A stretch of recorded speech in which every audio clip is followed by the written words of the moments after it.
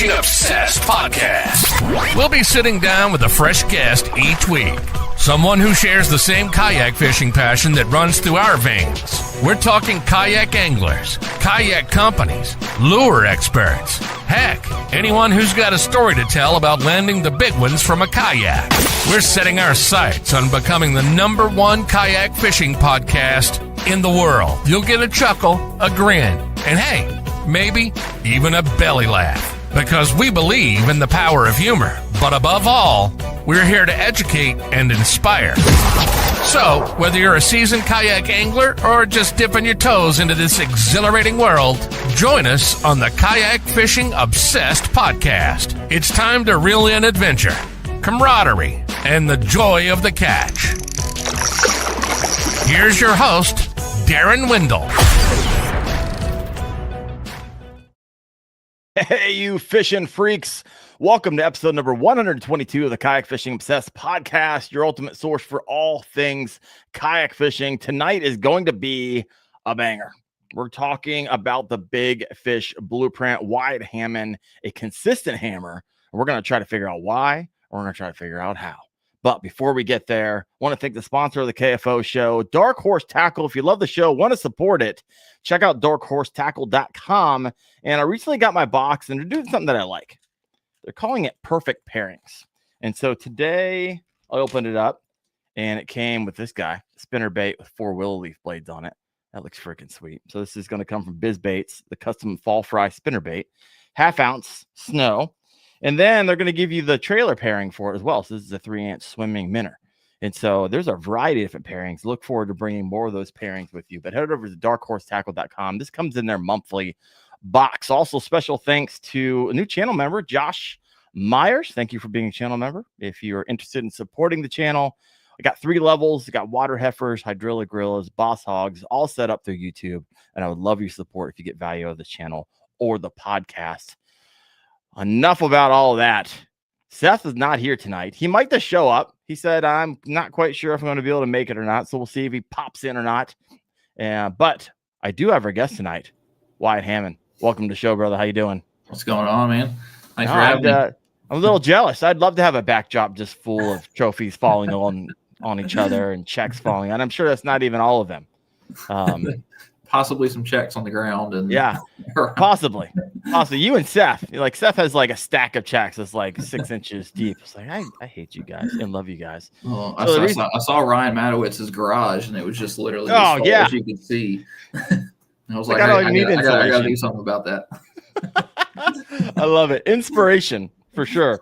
And that's kind of really how I got to know Wyatt. How I knew Wyatt wasn't through like an introduction or through friendship. It was like I fished a tournament, and at the awards ceremony, first place goes to Wyatt Hammond. Big fish goes to. I was like, when that happens every once in a while, you start to take notice. Like, I got to get this dude on the podcast. I need to start picking his brain because it's always fascinating to me. Like people who can go out there and they can just consistently hammer quality fish, and it's not accident, right? It doesn't happen by accident. It's a very thoughtful process, and we've had a variety of guests over the years come on and share it, and it's been fun to piece it all together. So I get this person come over here, and they'll share there. You piece this over here, and there's some overlaying like themes, and so hopefully you'll add some, maybe a few puzzle pieces that the listeners are missing. But Wyatt, tell us really quick for folks who may not know you yet, who's Wyatt Hammond on and off the water? I mean, I'm through and through fishing. Like fishing just kind of consumes my life on and off the water. I work in a sporting goods store, and I go fish every other day that I'm off. So it's like a pan of that corner. There's probably 30 rods sitting right there in that corner. 30. Come on. Rods all over the place right there in that corner. So I say I just love to fish. I've grown up fishing. I mean, obviously got the same story as everybody else, sitting on the dock in Santee Cooper with my grandpa dunking crickets with a cane pole. Mm-hmm. It's like my earliest fishing memory, and going on from there, getting into bass fishing whenever I was 16, and they let me in the tournaments. And then jumped into the boat world for a little while, blew up my boat motor, and Oh, It didn't have how'd that happen? $15,000 to buy a new motor. Oh, that was old Optimaxes, and I ran it. You know, you either idle or pedal to the floor, and I pedaled to the floor at a little too much. All right. So, yep. So So that was so you upgraded to a fishing kayak. How long ago was this? So I've had kayaks off and on for about 10 years now, because while I had my bass boat, I had a little just $200 Walmart kayak that I had, just a little sit on top just to go fish saltwater, because I used to live down in Myrtle Beach. Yeah. And I'd go harass flounder and stuff like that all the time. And over time, it just went from like I had the $200 kayak, and then I had my eyes on that $400 kayak, and finally upgraded to the $400 kayak, and then I finally upgraded to the $600 kayak, and then about 4 years ago, I jumped into the Old Town Big Water PDL. Okay. Dropped the $3,000 on that one and took off ever since. Nice. And you've been with Old Town ever since. Yep. Oh yeah. So I'm excited. I recently got my hands on the Old Town PDL Pro, the new one that came out, and so I only was able to get into it a few times. And like my kids had a snow day today, which is that's how hard and fast this cold came through, and I started to see ice in some of the ponds nearby. Was able to get it out on Lake Erie, handled well. Pedal drive is solid. I'm looking to get a Tarova as a bow mounted motor, and a few other things that are coming down the pike. So far, I'm a fan. It's like, man, this thing is pretty comfy. It can hold everything I want it to hold. So this is nice little lake fish, really comfortable lake fishing rig. Yep. Surprisingly fast for it too. It is fast. I'm like, what the crap? This pedal drive's moving. I was out on my autopilot on 10. I was out there on 10, and my buddy was next to me. He had the he had the Pro going, and just kind of just letting it pedal itself, and he's just slowly pulling away from me. I'm like, that thing is that fast. Yeah. So do you still have you still in the big rig, or are you upgraded a few others? So I still have the big water. That's what I won the first KBF championship out of, and called Chickamauga and things. So I kind of got sentimental on that one. So I've still got that one floating around, and I use that one for saltwater here and there. I was actually out in it about a month ago. I want to say about a month ago I was out in it. I took it out. So got that one. I got the 120 Pro, and then the 136 autopilot is the tournament boat. All right. Yeah. Nice. I like it. So this is the KFO show, Kayak Fishing Obsessed. Walk us through kind of your rig. What you got on motor, not motor? Like how's it set up, or something maybe unique to you that you don't see in a lot of other kayaks? So it's just the autopilot 136, and then I finally went dual graphs. I finally went all in with the dual graphs earlier this year, about, I want to say June or so, just to kind of get ready for Champlain, because I knew that would be scoping. So I threw another graph on there so I could have live scope and a graph, and live scope and a mapping on there. So I kind of custom built. One's full mapping, the other's full live. You don't share screens, just one on one.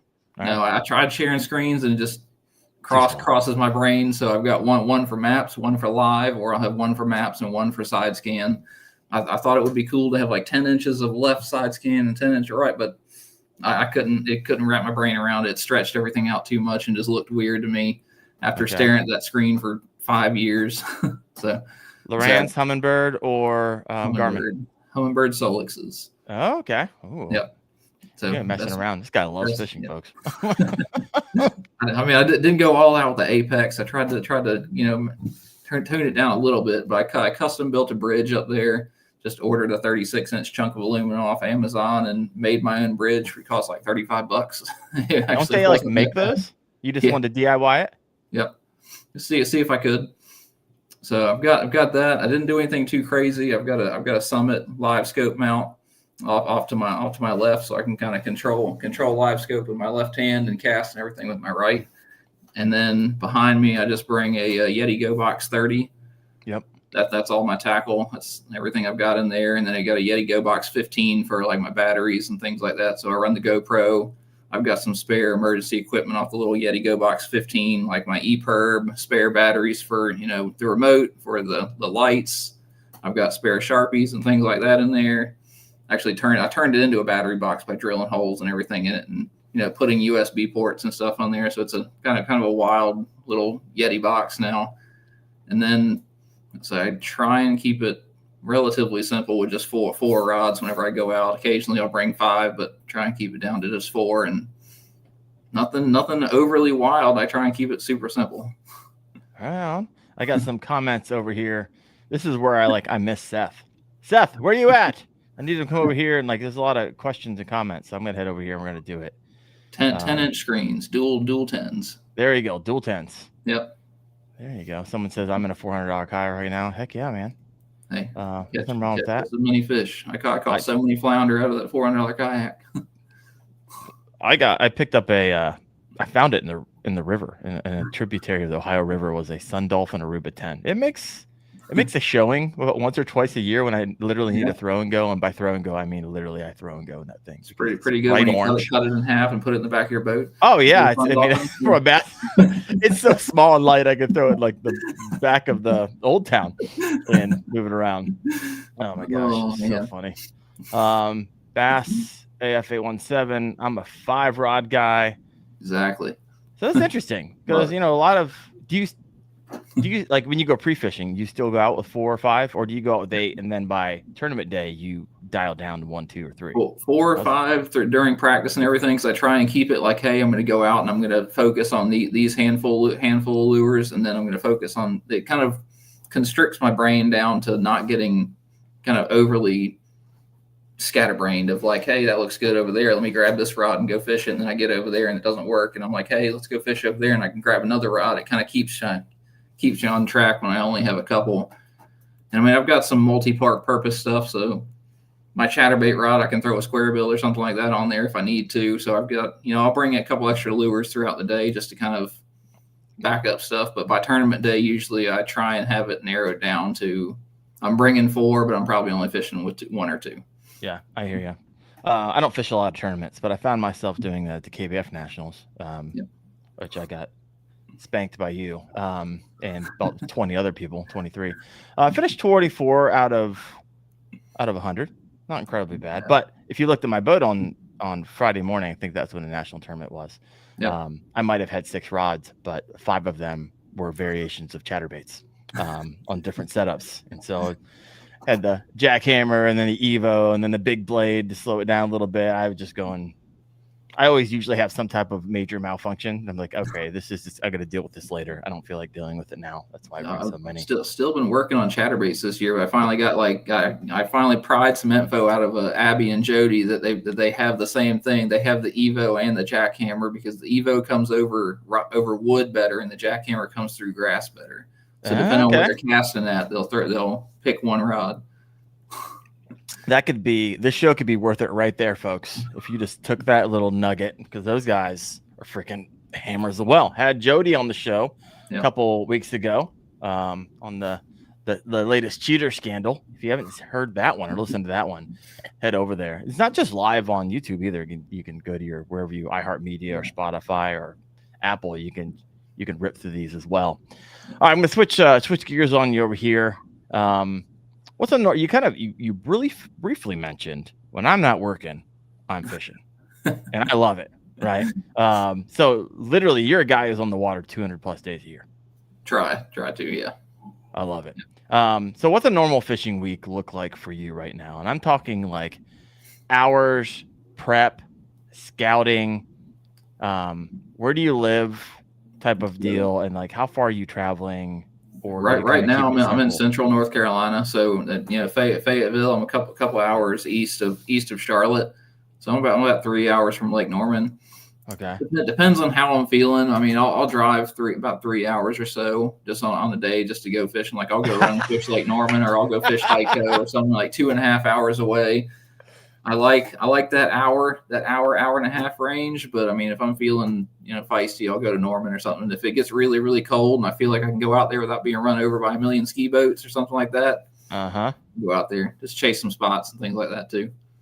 Love it. This guy's got it bad. That's all. I'm kind of piecing it together. You don't have that many trophies and checks behind you, and if you haven't been doing it for a long time, usually, and 2. You have the time to put into it, and you figured some things out over your lifetime. I love it. Trevor Wagner's nugget programmed into the brain now. I will say that's an expensive nugget to program into your brain. Evos, I imagine, are you maybe using the elites? Did you were able to pry that out of them? Started Tungsten or getting lead? a lot of the tungstens. They like a lot of the tungstens. Oh gosh. Yeah, $15, $16, and the jackhammer's $15, $16. That's if you find them on sale. Yeah. My goodness, I love it. What else have we got here? Wyatt, what's your favorite place to fish? Coming in from Bass AF 817. I do kind of like Guntersville right now. I mean, it kind of rotates based on what like I like the Tennessee River, the Chickamauga, Nickajack, all that for summertime stuff. Okay. Guntersville in the fall. I enjoy going to Florida in the spring. The fish down there don't love me, but I enjoy going down there just to kind of that change of pace, punching, and fishing underspins over the grass and things like that. Yeah. I've got a lot of places I like to fish. I mean, at least here in North Carolina, it's Lake Waccamaw, White Lake. I used to like Harris, but it's kind of off and on. All right. So when you travel, and so you've hit a lot of the major lakes and stuff, but I'm sure there's lakes from time to time you come across. You're like, haven't fished this before. Yep. What is going through your mind, and what are you actively doing before you even hit the water, prep wise? With the new stuff, it's map study. It's like for Lake Fork this spring, I was watching Lake Fork videos the year before. I mean, like the second I found out I was qualified 6-8 months before, I'm watching every video I possibly can of Lake Fork, just kind of getting the lay of the land, getting what it usually takes to win, what the guys are doing, pinging minnows everywhere. But I mean, it's a lot of pre-work beforehand, and then it gets down to map study of like what the seasonal trends are. Spring, you've got the fish kind of going towards the back of the creek. So where are they going to stage? What major pieces of structure are they going to stage on? Points, humps, stuff like that. And then just kind of summertime is going to be main river channel or a little bit deeper water and big flats and things like that, and just kind of map study from there. So I mean, it's fairly intense. Like right now I've had Bassmaster on getting ready for next year. I mean, it's just all right. So this is peeling back the onion a bit. Like I said, does not happen by accident. And for those of you who are listening in, you can't see the blue Lake Fork trophy sitting right behind Wyatt as the champion for 2025. So congrats on that win, my man. But that win didn't happen on that day specifically. It started a year beforehand, you're saying. How many hours would you say that you just watch video on Lake Fork? And I'm serious. This is really fascinating to me. So whenever Bass started doing the full live, like they were putting the whole 8 hours on there, I'm watching day 1, day 2, day 3, day 4, and then watching day 1, day 2, day 3, day 4 again. Just like having it on in the background just daily, and then going through any other videos I can watch of there. There's tons of guides and things like that down there, but I really like the Bassmaster coverage of what they have going on, because they break it down fairly well. But getting that whole intense, just 8 straight hours on the water is that helps a lot. So hundreds of hours, yeah, just in video watching. Not even like map study. You're not even to map study. Yep.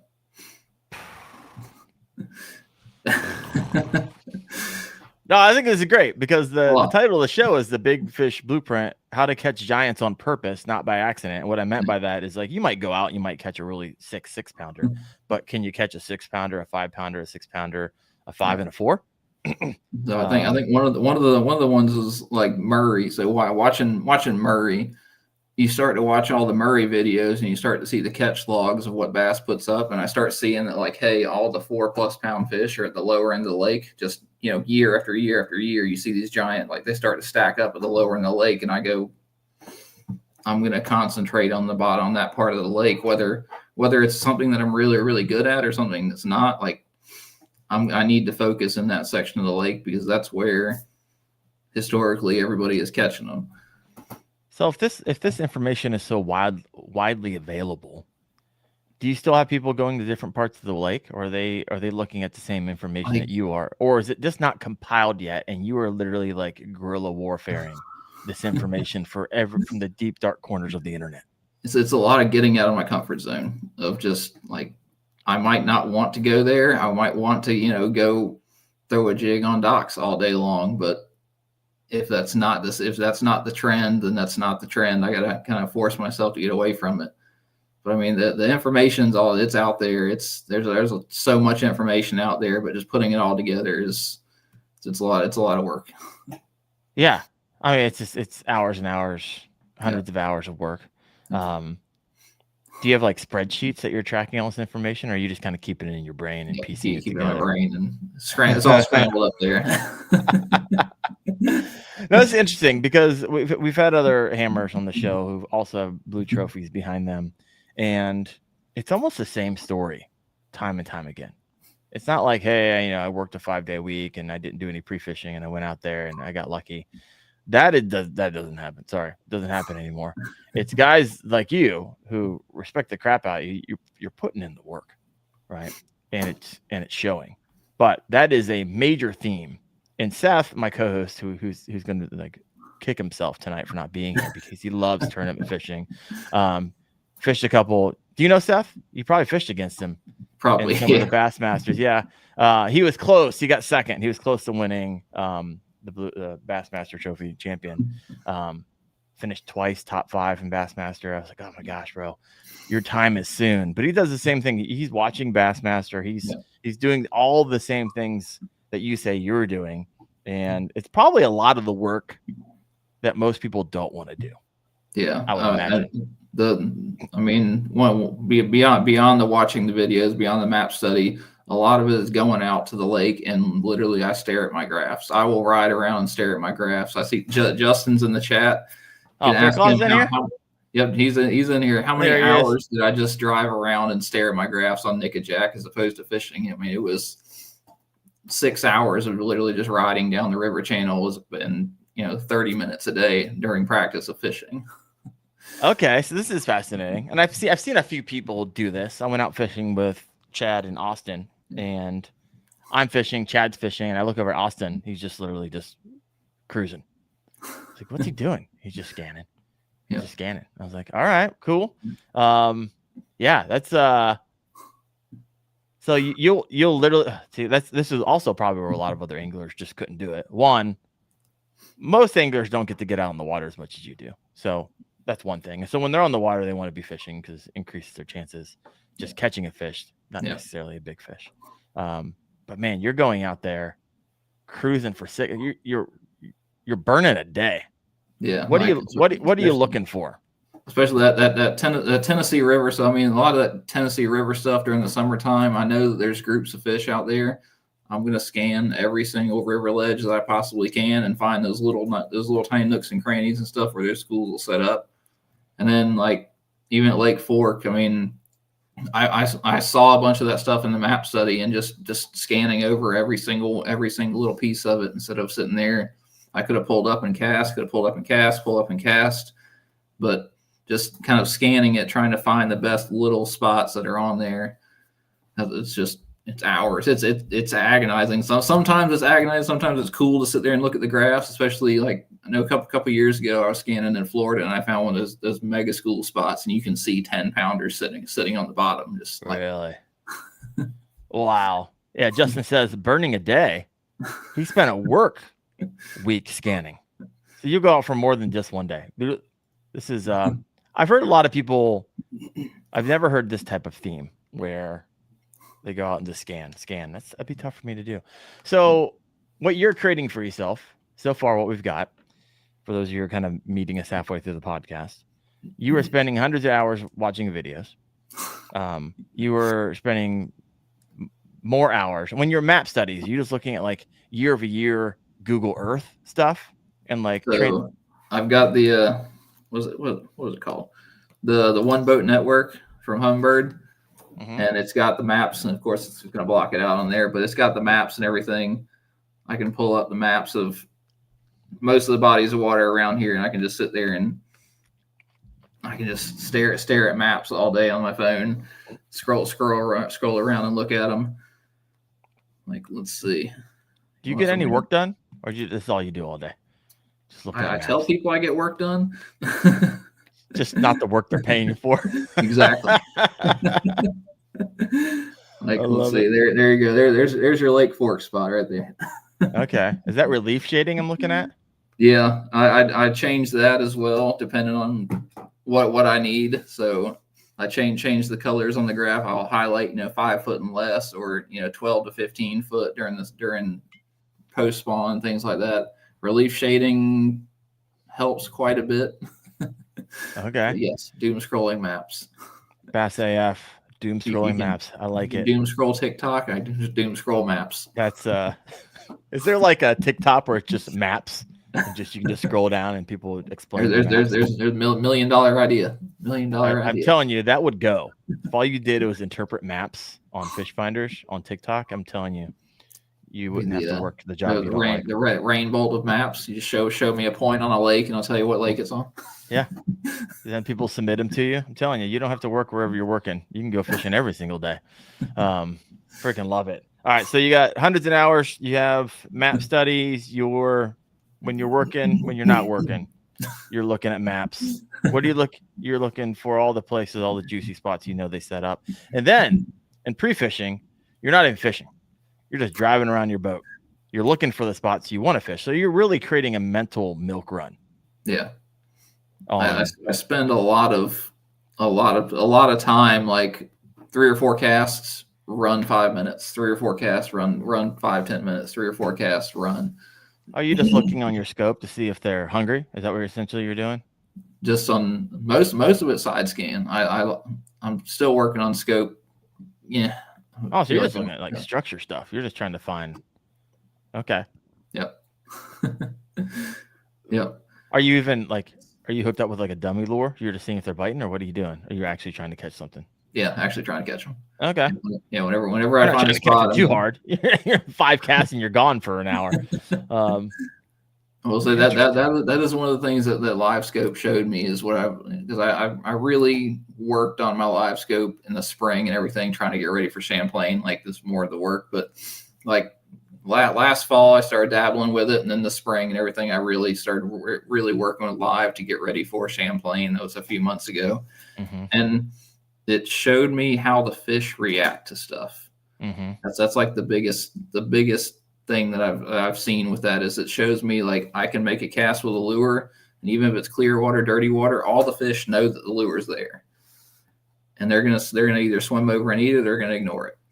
Mm. And you can sit there and you can try and make them eat it, or you can just go, I'm gonna go a couple minutes over here to another spot where I can make one cast and the fish is gonna bite. All right. So let's stay here for a minute, because I just picked up Lowrance's Eagle Eye 9. And so it's kind of what I call budget forward-facing sonar.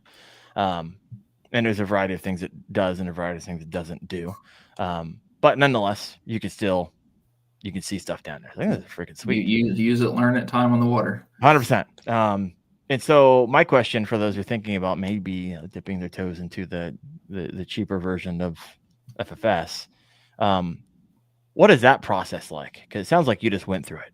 And so it was a lot of, like, I expected, you watch bass, you watch Jacob Wheeler throw a minnow, and he sees a spot, you throw a minnow, he immediately catches a fish. Immediately, every time.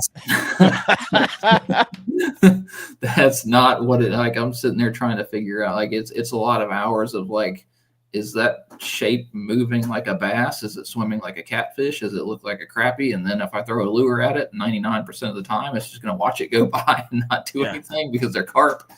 But once I started catching bass on it, it started showing me, like, how when you cast a lure onto a point and there's bass on there, or you skip it under a dock and there's bass under there, those fish react to it. Like, they know it's there. And you can kind of tell if, like, you'll see a couple, like, if there's a bunch of fish there, you'll see some kind of reaction. If they're carp, they don't move or anything like that. If they're bass, they'll kind of notice it. And you can see them kind of move a little bit, or they'll angle each other. You can see them turn. Yeah. And they'll kind of know that it's there. And you kind of start to pick up on, if I throw a lure in there and these fish start swimming towards it, well, eventually I can probably get one or two to bite. If they swim over there and they just stare at it for a second and then they swim off, I'm not going to sit there and mess with those. A lot of times those fish that are hungry, you're going to cast a lure in there. It's going to hit the bottom. Those fish are going to come over and hit it. I've heard this happen. I was actually speaking with Austin Hoover, who's a menace. Live scope, yeah. With live scoping, an absolute menace. And he was like, when I first got it, I don't know if it was him, but we were having a conversation. He's like, some guys will spend an hour. Oh, they'll spend an hour going after the one fish. Yeah. He's like, now I don't cast no more than 5 times before I'm moving on. Yep. And so that's what you're saying. It's highly, what you're saying, your odds would go significantly down. Yeah. If you can't get them to bite on a couple different variations over a period of 5 casts, just move along. And so you were reinforcing that. Interesting. Yep. So if I'm throwing under, see, I've had luck. So riddle me this. I've had luck. I'm going Fish Gunnersville, a lot of docks, and these docks are nothing like up here in Ohio. In Ohio, I throw a lure under a dock, and the dock is literally just the gang plank. Yeah. Right. There's like, you can fit like 17 boats inside of these. These things are huge. And so I'm thinking, I cast the lure. It's so, if you guys are Fish Gunnersville before, like, all these boat owners don't want you fishing on their docks. So they always drop these like grates and try to they're trying to reinforce it with wood. And so I'm like, sweet. If I see a hole that's maybe twice the size of my, I'm going for it. Yeah. I'm just going for it. It's like you're now just challenging me. But of course, usually the place you can get in is where the boats go in and out, because a lot of times those metal grates are rusted out or whatever it is, and if you can skip well, you can get it up in there. But what I found luck with was, if I go over here, fish that main area, then I go around to the other side because they're so large, and I fish that area. Like, sometimes I'll catch one on the back side. So what is happening if you were to have live scope? What would you tell me is happening in that moment? So those fish on the back at Gunnersville, those fish that were on the back, they were in the mornings and afternoons. They were up against the bank chasing shad. Yeah. And they were riding that walkway back under the dock as the sun came up. Okay. Like I said, I need to fish those. Gangplanks, because they're the back part of the. I'll say that. Oh, did I lose you?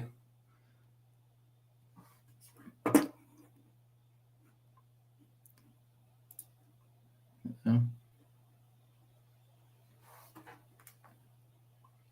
think we lost him.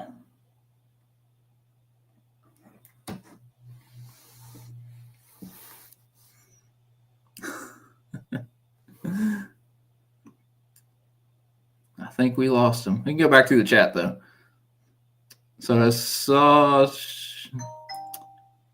water clarity question. Backwoods. You had the water clarity question. I stick with kind of brown, black and blue for the most part. Brown and black and blue. I don't really know how to explain it super well. But if I can see the lure, 1.5 foot, 2 foot down, if I can see into the water a little bit, I'm going to go with brown. I'm going to try and get away with brown as best I can. If if there's about 1 foot or so less, then we're rolling black and blue. Are you back with us? I thought everybody was gone. I'm surprised you're even still on here. All the juice. I saw my shot, and I just dropped all the juice on everybody while you were gone. Oh, dang it. Now I got to go watch it. Oh, I'm sorry. Like, you went blank. I went blank. The whole StreamYard shut down for me, and I came back, and you're over here sharing nuggets. I took over the stream. Hey, you know what? You could have taken it. I would have been fine. My gosh. Sorry about that, folks. What were we talking about? I figured we were. Oh, you're talking about the gangplanks. Yeah, I don't ever fish the long ones, but it sounds like in the morning as they're making their way. That makes sense. Yep. I just had the video 2 days ago, day or two ago. I just dropped the video of the national championship. So there's a couple docks in that one. I'm sure. Wyatt, when live scoping, what's your go-to lure? Which minnow are we coming in from? I don't usually minnow too much with live scope. I'm throwing bottom fishing stuff. I mean, if I'm throwing a minnow, it's those Z2s and the freeloaders and things like that. Mm-hmm. I do like the little Oshikar, the little spin heads, the little ones that have the blade at the front. I do really like those and underspins just because they show up really, really well on live. I don't throw a minnow too often, actually. And we lost him again. Yep, not too much on the minnow. I live scope bottom fishing stuff. I like to live scope bottom fishing stuff. I'm usually scoping at least what I usually use it for is like less than 10 foot of water is what I'm throwing the scope. It's enough water where this fish can follow it right down to the bottom. I'm sorry, folks. I'm sure that was really excellent information, but once again, my computer's kicking me off. But it's all right because Wyatt keeps on rocking it out. Utopia over here. What's he saying? It hasn't changed my style of fishing. You're 100% right. Just another tool in the bag. Helps us get through the dead water. Yeah. Like in limiting spots where you see no fish. Yep. Live scope. Hasn't changed the way you fished. Now, have you noticed? Because I had Fluke Master on last week. Have you noticed once Live Scope came out, are you not fighting so much for spots on the bank and on the docks because all of the boats, especially on a lake as large as Guntersville?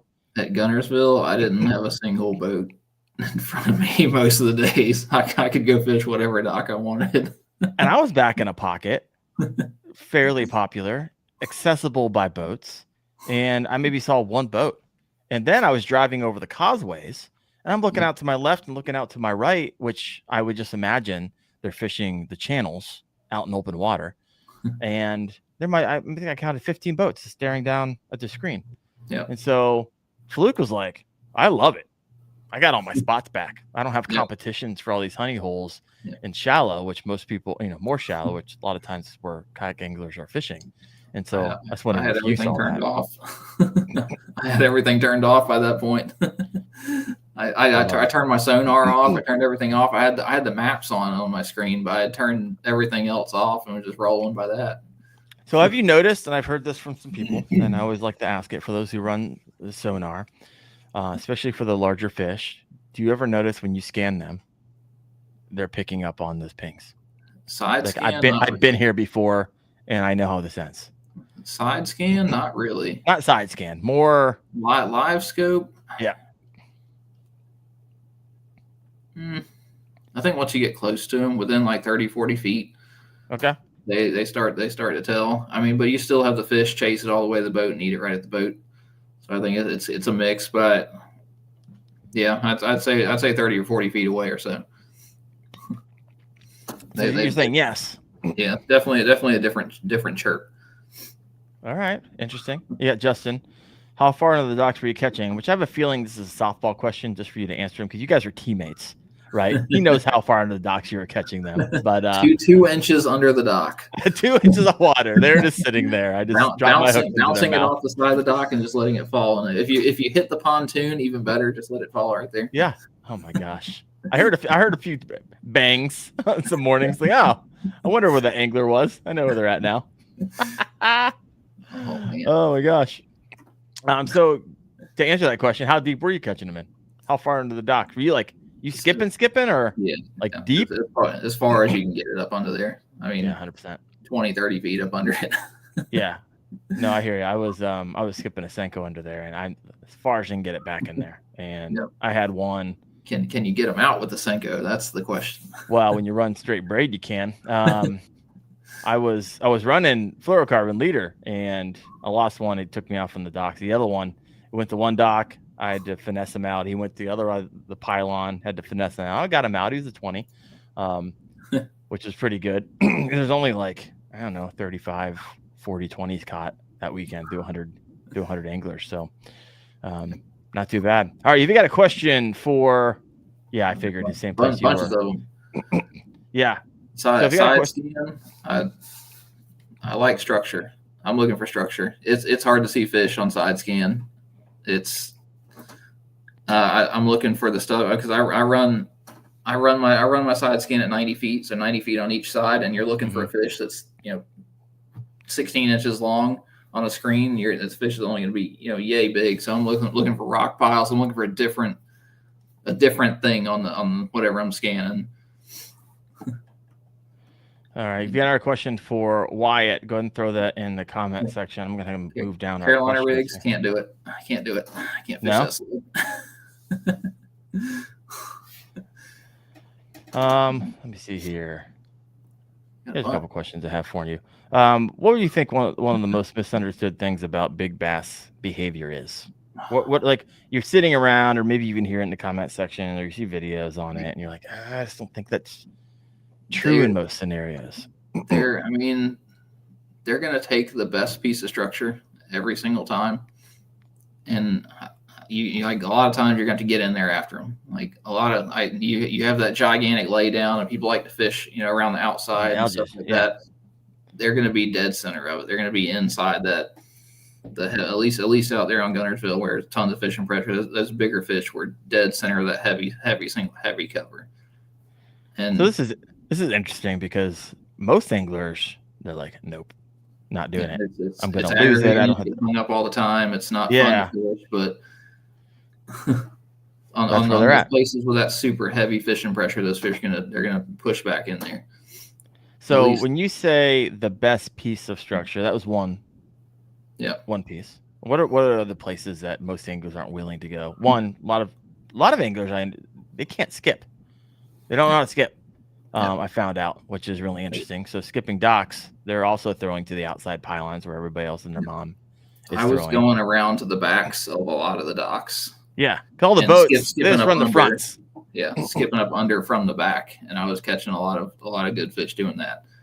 And then the where I caught all my big fish at Gunnersville was punching those eelgrass mats that were blown up under the dock. Like you had to like get under the dock and through the grass mat.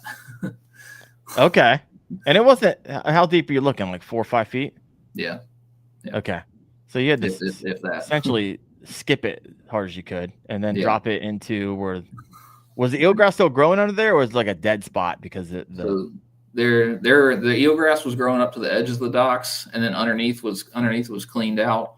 But you'd have these big mats that were kind of stuck up against the pilings and things that the wind had just blown in. Yeah, and you could punch those, and that's where I was catching this 20. I caught a couple of over 20 doing that, and it's just like the cut up grass. Yeah, pushed up against the pile on the it's pile. Just that stuff that's hard to fish.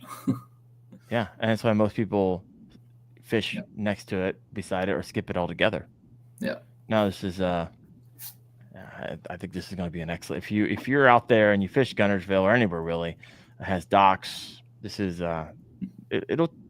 you'd have to change really your mentality, because most kayak anglers, they're just gonna skip into the door, right? Yep. Oh, nothing in there. Boat slip. Yeah, they're going to the boat slip where literally 15 other people probably that morning also skipped. And so it takes time. And if it's windy, it's a little bit irritating to go all the way around the other side, and go all the way around the back of it where it's this deep, and you're 100%. You're grass, and if you got a pedal drive, it's like, oh, here we go again, and you just keep do that. There's you got to do it twice for each dock potentially. Yeah, most people skip that hole, but you're just saying this is what won you a tournament. Love it. Yeah. Freaking love it. Any other misunderstood things about big bass behavior that you're like, hey, you know what? This is not what I have seen. I'll say somebody threw it in the chat. Throw a big bait. I was talking to like years and years and years ago, whenever I fished the co-angler side in one of the clubs in South Carolina, whenever I was growing up. I was like my nickname in there was the Drop Shot King, and I could never win. I'd catch a bunch of fish and things like that. And I was talking to Steve Kennedy one time, and I was like, what am I doing wrong? I was like, I can't seem to win these tournaments. And he's like, well, what do you fish with? I'm like, a drop shot and a shaky head. He's like, well, duh. He's like, throw something bigger. Okay. So catches big fish, but upsized lures. So what are you? Let's talk a little bit more tactical into some of the lures that you're using. You were punching, and so he's got a handful of them. All right, this is some of my favorite times. What's the juice that they're catching in on? Handful of jigs right here. Sorry. So do you make your own jigs, or do you have a favorite company? Jigs. I make my own jigs. I used to buy mop jigs, but I make my own. And then what did you used to buy? I used to buy the Buckeye lure mop jigs. Okay. But I make my own now. All right. I thought I had it in my Dark Horse Tackle. I've received things And from Buckeye. what else have we got for the for Tennessee River? All right, so go back to your jigs. Walk us through, you make your own. Is it wire tied? What type of rubber? Is it living rubber? Walk us through your mindset on the type of jig that's perfect for your style of fishing. And for my stuff, I hand tie them all. I use living rubber. Let's find a good one here. So one that I haven't beat up against all the docks. There we go. So I hand tie it. I just use braid just because it's kind of you can wire tie it, but I like putting a little bit of flash of blue on there, just personality. Gives a little personality. All right. And then so it's living rubber with a crayfish color skirt. I'd say just a little bit of orange, a little bit of green in there, a little bit of red, kind of works for everything. I've got a gigantic hook on there. That is massive. The biggest hook I could find is a 5/5 hook. I mean, compared to like a little 2 or 3 let's see, they show up here. All right, a little 2 or 3 probably not, but the biggest. Try putting your hand behind it. A lot of times that'll help show it. The biggest hook I can get on there. Let's see. Yeah, I can't see it, but like a little 2 versus a 5 Just the biggest one I've got on there, 1/2 ounce, so that I can skip it up under docks. Mm-hmm. And then, like I was saying on the last podcast, the vertical line tie, having that line tie straight up and down makes it roll across wood and everything a lot better than a horizontal line tie like that one right there. So you've got, here we go, horizontal versus a vertical. Looks like you had a pontoon with the one on the. You're right. One or two. We got a couple teeth marks on it. I love it. Yeah, I've got the one on Gunnersville with, what I one on Murray with, and then what I one on Fork with. All right, so you're a jig fisherman. It's quite a bit. Jig on docks, jig in heavy cover, jig on live scope, jig on ledges, and any of that stuff. Anywhere I can throw it. Football jigs in deep water, and then that jig anywhere else. I love me a jig bite, so you don't talk me too much into it. If someone was like, hey, you're fishing tournament, you're not allowed to make your own jigs for whatever stupid reason, which ones would you buy? If I had to buy one, it'd be the Buckeye mop jigs or the greenfish, what is it, the big rubber. I think it's the big rubber jig. Okay. They make a skipping jig, but it's got half a skirt and it kind of gets a little crazy.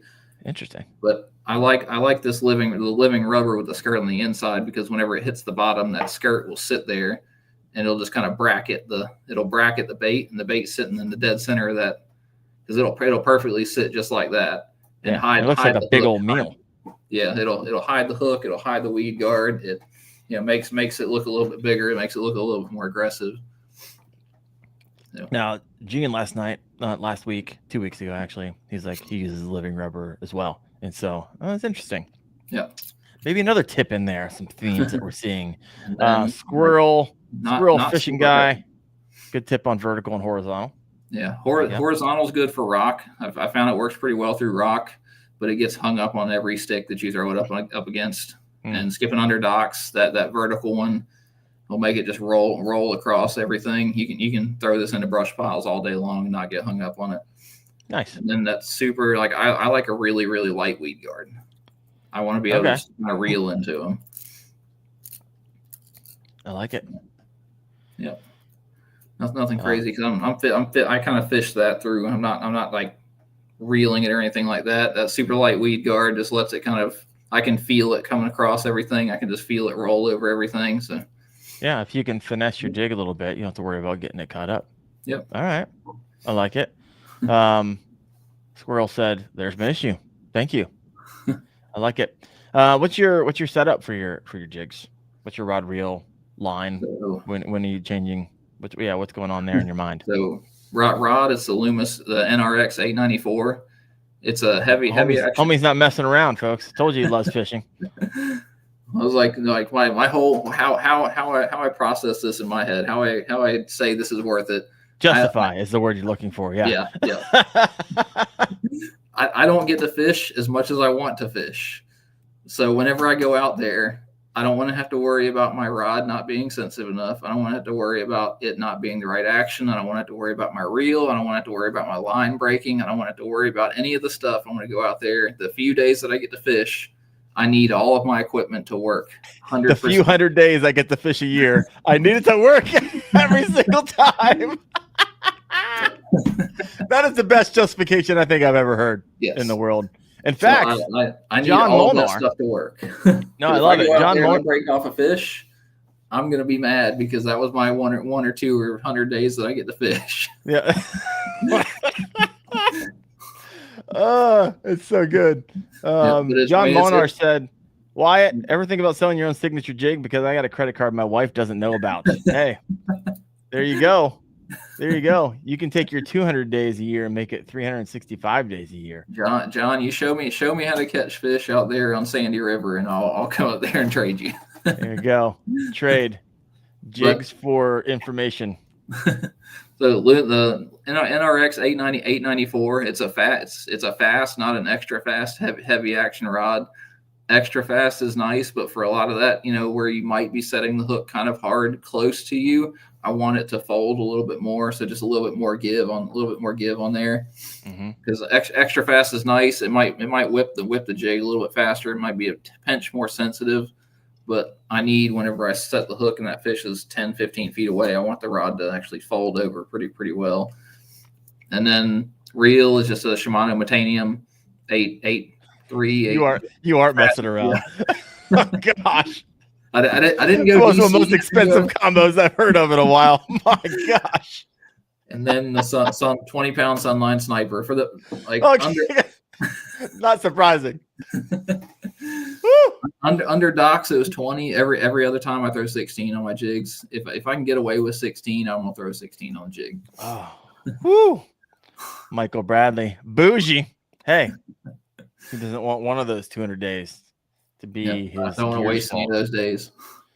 Curvin H6289 says Wyatt can't fit all of his trophies in frame. What a problem to have. My gosh. And you said are you like rod brand loyal, or do you have other rods you like utilizing as well in different scenarios? For my cranking and everything, it's the St. Croix tournaments. Okay. The St. Croix Legend tournaments, because they still have a fairly stiff tip where I can bump a bait, but they fold really, really well.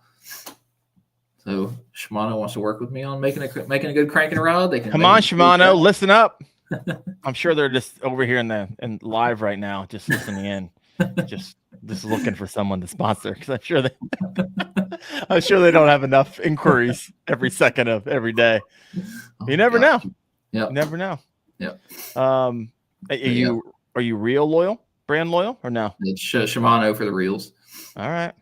Nothing else. I played around with lures. I try and use a little bit of everything. I try and try them all out. I've tried a bunch of the lures. I've tried a bunch of the abus and things like that. Good, but the Shimano reels just have the torque to them. They just have the power turning the handle. Yeah, and when you're jig fishing, that's kind of important. I had a question over here from Army Fishing. He says, "Do you wait a sec?" We're talking. I think this is in context of jig fishing. Do you wait a sec, or do you set as soon as you feel them? Never had much luck with them, but haven't fished them that much. Going to throw them and big swim baits a lot more this season. As soon as you feel them. Yeah. As soon as you feel them, reel down and hit them. I don't like all my jigs don't have that super heavy weed guard, so I'm not cracking them as hard as I possibly can. I'm trying to do just a nice, good hook set into them, but yep. As soon as you feel it. All right, I like it. I'm gonna switch gears on some of the questions. Oh, you had wait a second. Let me go back. I remembered you pulled up all your jigs, but you also pulled up something else. What other lures have been good to you this year? The 6XDs. I love the 6XD. I'll say that guy right there. So you fishing this in the main river channel? Is that what I heard? Yeah. Tennessee River channel? So I had Chickamauga and then Nickajack this year. Okay. Yep. I caught a couple of 20s at Nickajack earlier this year. And that guy right there, just a regular Tennessee shad 6XD. I found them on sale at Academy for $5, so I kind of like cleared the whole shelf. Oh wow, that is a deal. What do those run usually? Like 15 plus? They're like $7-8 now. Inflation. Oh, are they? All right, wild. that's not bad. That's not crazy. All right. So you like cranking, you like jigging. Would you say those are your kind of confidence that areas, or do you have a couple stuff. others? Yeah. Yeah. I mean, So a lot of other people are throwing, chatterbaits, jackhammers, all that stuff. Just a few weeks ago on Gunnersville, you're throwing jigs. Were you throwing bladed jigs at all? For the Hero Cup, the final day tournament, I dropped the jig and everything and went out and threw a chatterbait. Just had some fun with chatterbait. Were you as successful or no? Still won. All right. Well, successful. That's right. Still, it was I was throwing the jig and throwing the jig on docks, and it was kind of that listening to the fish moment. I lost 6 fish in a row. Like they would either thump it and I'd miss them, or I'd set the hook on them and they just kind of pull off, and I'm just kind of going through in my head like what is happening here. And I cut it off and I sat down to retie, and I just was looking on. I heard splash and I looked off to my right and I just saw this school of fish blowing up like 50 yards away, and I was sitting there just thinking to myself, I'm like, those don't really look like small fish. So threw the jig rod down, picked up the chatterbait, went out there and caught like 90 something inches, 15, 20 minutes just out on that flat. You caught all those on that blow up over a period of 15, 20 minutes? Yeah. You couldn't take pictures and release videos fast enough. I didn't submit some fish. I was just take the picture, throw them back in the water, start casting again, and submit it whenever it was done. Oh, you're in the right place, right time. I mean, it's one of those, like I've been listening to the fish a lot. Gabby's on here watching, and she always tells me like, hey, if it's not working, stop doing that. It's super simple, but I try not to like fight the power, if you will, whenever I'm out there. Like if something's not working, there's maybe a reason to it. And I've done that a handful of times this year now, and it's so this would be really difficult. So what you guys are hearing is literally the day before you won on a jig, right? The past 5 days I've been throwing a jig. Yeah, and here's literally the next day was the Hero Cup, by the way, for those of you who aren't familiar. And he was like, okay, I'm going to move off of the jig that has just been wildly successful for me and move over to another lure. And so listening to a fish is a understatement at this particular moment. Fascinating. Absolutely fascinating. If you got a question for Wyatt, let me know. Curvin says it's interesting. I only throw big baits here in central Pennsylvania. I guess it comes down to the style of fishing, but I do super well on big fish. 100%. You can make it work up there. So what what bladed jig were you throwing, or did you say that one was just a baby jack? Yep, because I'd seen some dead shad floating around and they were like yay big, so I took a baby jack and I cut like half an inch off the skirt just to make it even smaller. Okay. And then I cut a trailer in half just to make it this super super tiny little profile, and just kind of bouncing that across a little point that was out there. What's your trailer of choice for a baby jack? That one was the Zoom shimmer shad, something like that. Okay. Do you have does it really even matter to you, or you're just looking for the color? Yeah, just trying to match the color. Okay, so since you're a big jig fisherman, what are your go-to trailers for that? That one is the Max Scent, Berkeley Max Scent, the Creature Hog. Yep. 100%. You never use anything else, or you're like, that's it. That's it. It's on every single one. That guy right there, little Max Scent Creature Hog, super super dried out, but that one right there, and super glue it on there if you're gonna be skipping a jig. See, if you glue it on there, it'll last all day. I like it. Fair cloth is out. So good stuff tonight. Let's see some of these questions here. Here we go. Steven Sturgeon's got a question for you. He was down at the KBF Nationals as well. Met him for the first time. Good guy. Questions for you. Wyatt, have you ever tried reels that don't have the adjustable drag? The Ardent reel. I haven't tried it, but my drag's also kind of loose for the most part. It slips a little bit whenever I'm, I'll adjust it on the fly, but I don't want it cranked all the way down, because if you get that big fish that's trying to run, I don't want to rip that hook out. Got it. With your 5/0 hooks. I like it. Got to finesse it somewhere. Yeah, right. Bass AF. Very true for me last week. Didn't have a bite for 2 hours, made the switch, and boom, went from casting parallel to perpendicular to the bank. Sometimes it's those little nuances. Yep. Listen to the fish. Listen to the fish. So when you say listen to the fish, it can be kind of mystical. In your scenario, yeah, you could just listen to them because they're splashing 50 yards from you. However, if they're not splashing 50 yards from you, how long do you usually have to be like, hey, I was slaying them on the jig for the last 4 or 5 days. Yeah. There's a trophy in my truck. What goes through your mind? You're like, put this down, try something else. I mean, some other different scenario where the bass aren't literally telling you, come catch me with their tails. When you've given it like a reasonable amount of time, I mean, I know like at Lake Fork earlier in the spring, I was sitting on that roadbed, and I was fishing just a little dip in the roadbed, and my first couple of casts I'd caught a handful of fish, and I'd lost a handful of fish. I lost one. I was like 23, 24, but oh gosh. I caught a 20, I caught a 22, and then I caught like a 14 or a 16 off of it. And then I didn't get another bite for like 45 minutes. And I'm like, can I sit here and grind this out, or do I need to just start moving and try and finish out the limit and things like that? It's kind of like looking at the conditions around, like, is something changing?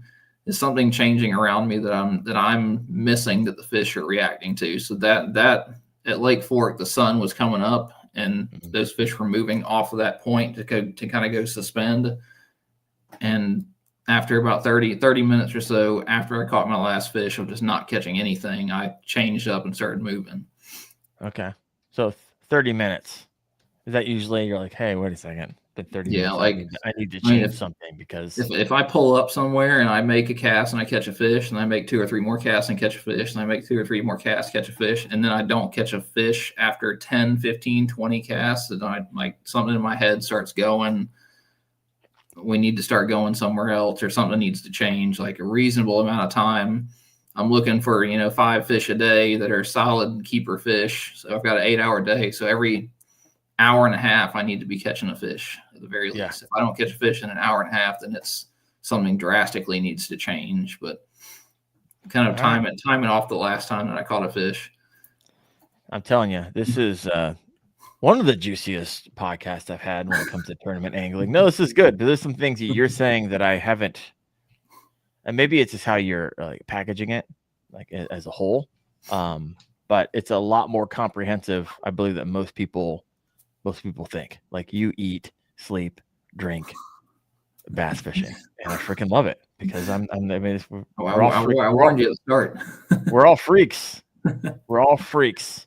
Here's a couple of questions for you.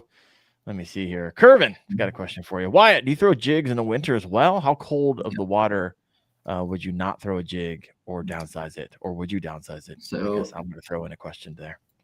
It kind of goes away from at least around here, the fish start to move off docks because they start moving into that little bit deeper water. So I'll turn into a football. It'll turn into a football jig, a 1/2 ounce football jig, and I'll fish that down to 30 foot of water or so. And beyond that, if they start suspending or anything, then I'm kind of lost on where they go, or start blade baiting and getting into that crazy stuff. But I try and make it work as long as I can. Because just I enjoy it. Either the football. I enjoy the football jig time as well. All right, I like it. But, yeah, another question. This is a scenario question coming in from Michael Bradley. Grinder of a tournament, last half hour. You need that kicker to fill your limit. What are you throwing? He's holding it.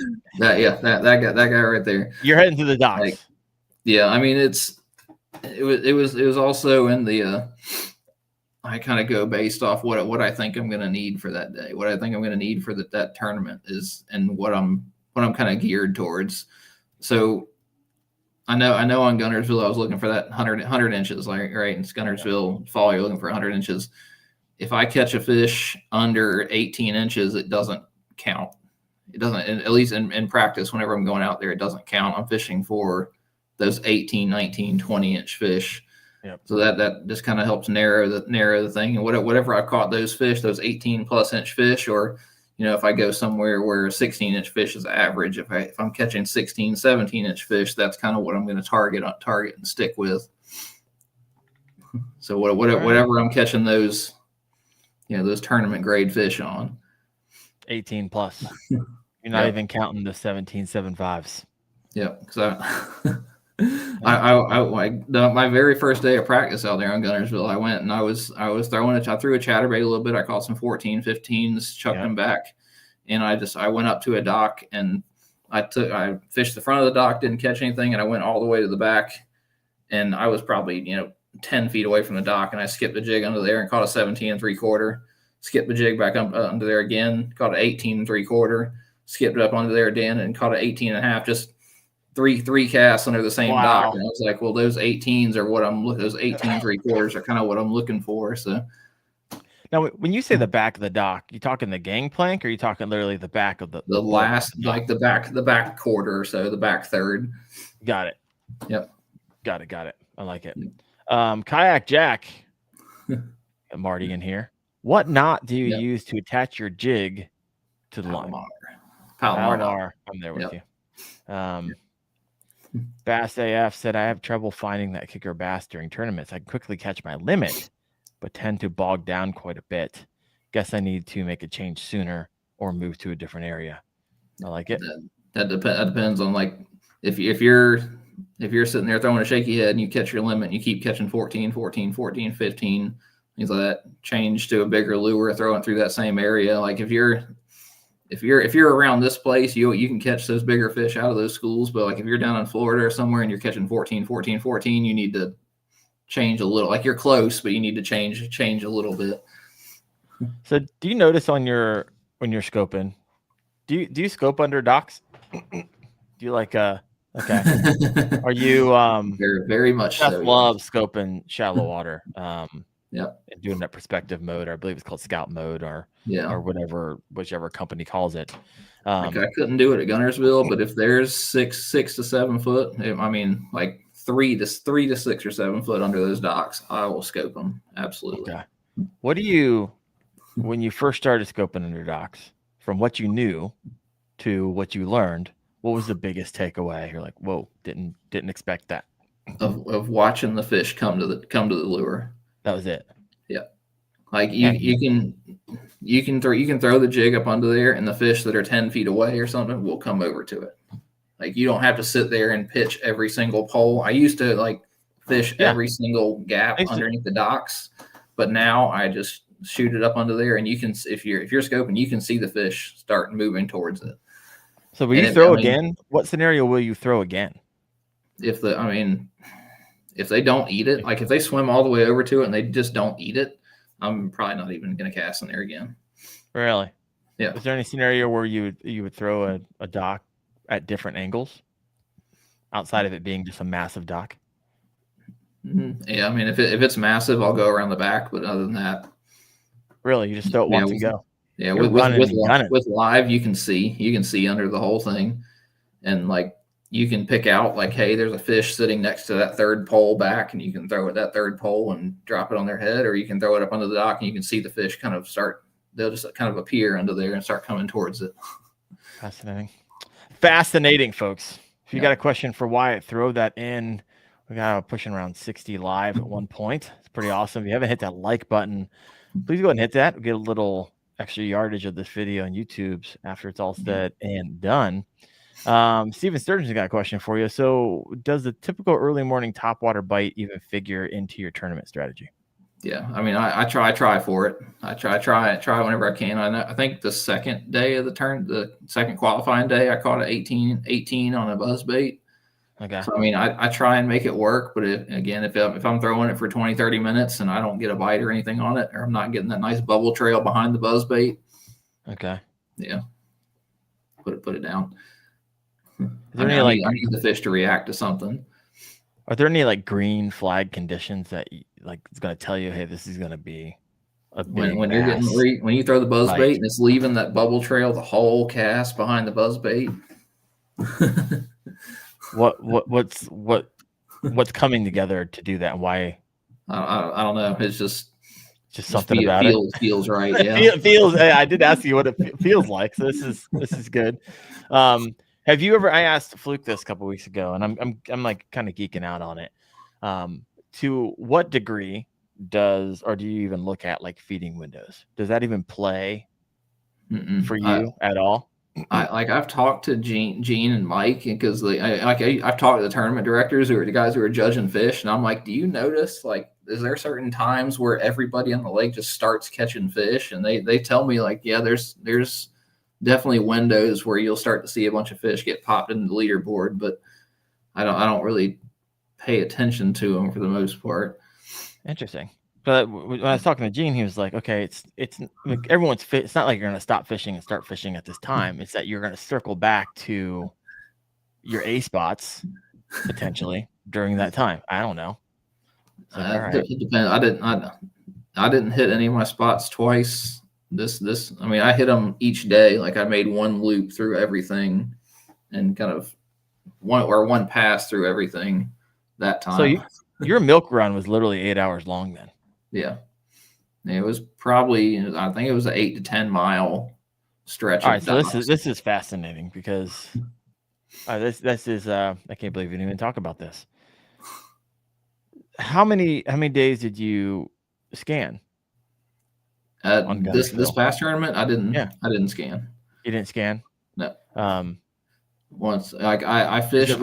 What's the reason for that? Where you just didn't have the time, or the lake better than most lakes? Like it's Gunnersville in the fall. I didn't feel like that any kind of offshore bite was gonna be. I figured it was gonna be some kind of like frog bite possibly going on, chatterbait bite going on, and I can't.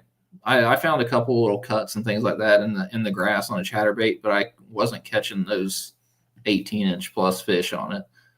So like I scanned a couple areas and I found little like bare spots in the grass where you could see fish set up to ambush shad and stuff, but I couldn't catch anything until that very final day. Everything I was catching was 15, 16 inches.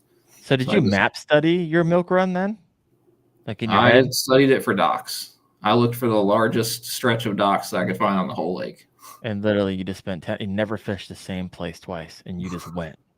I hadn't fished that stretch of that part of the lake before, but it didn't matter because you knew what you were looking for and you found. I just knew that like I'm gonna hit 200 docks in a day and I'm gonna come up with 5 decent fish somewhere along those. No, solid. But yeah, it worked. By the way, I love it. What would you say are some?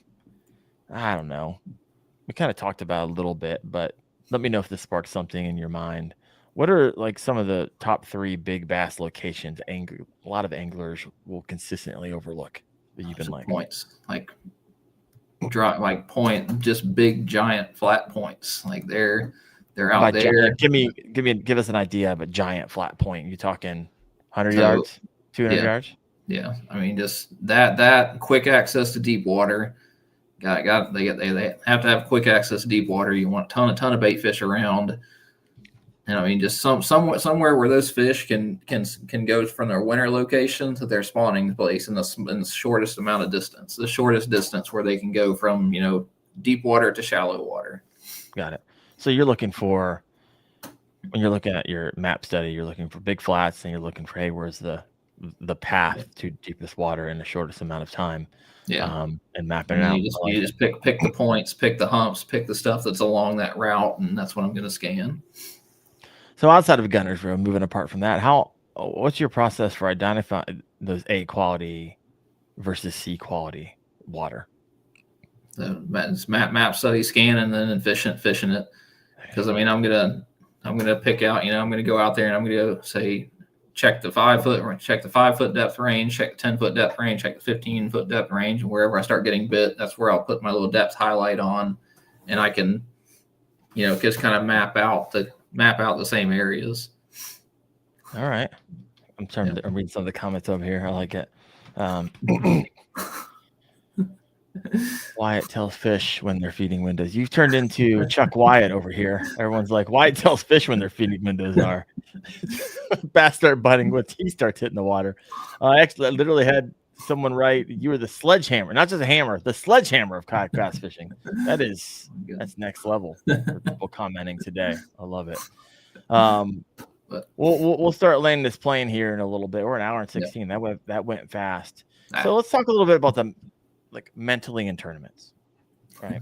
And I even look back on some of the things I would have done differently mentally in the tournament that I was in. I came out of the game hot, and then the bite died for me. And looking back with hindsight's 2020, you're like, oh, I would have done this differently and this differently and this differently, and potentially even almost mentally giving up.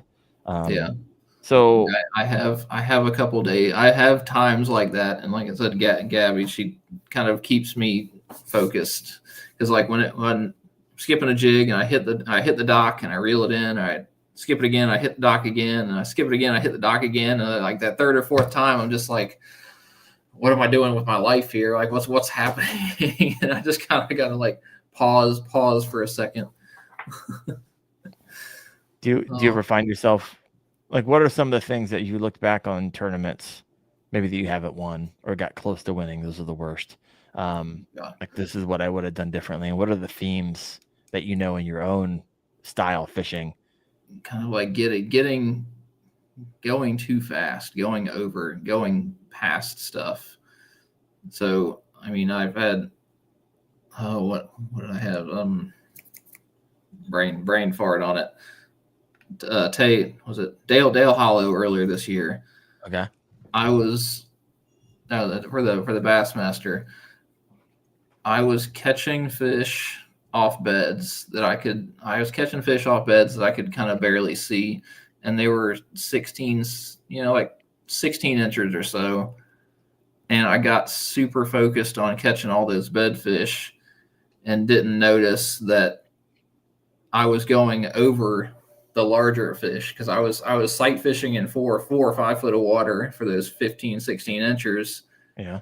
And if I had been looking at my graph, or if I had paid attention, that little bit deeper stretch of water is where the tournament was won. It was won, I was fishing 3 to 4 foot on beds. The guys that won were bed fishing in 6 to 8 foot of water. They were doing a lot of live sitting with beds. Yeah. Interesting. Yeah. Do you ever have issues with you kind of gave up too early?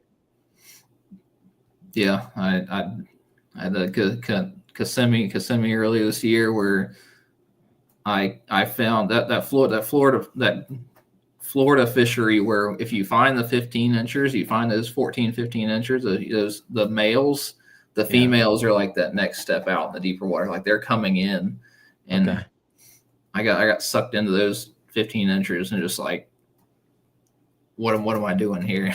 And then by the time I figured it out, I think I caught a 19 and a half incher with an hour left. And it was just what? Live and learn. And for us, we just live and learn from your mistakes, which seem to have done pretty well for you.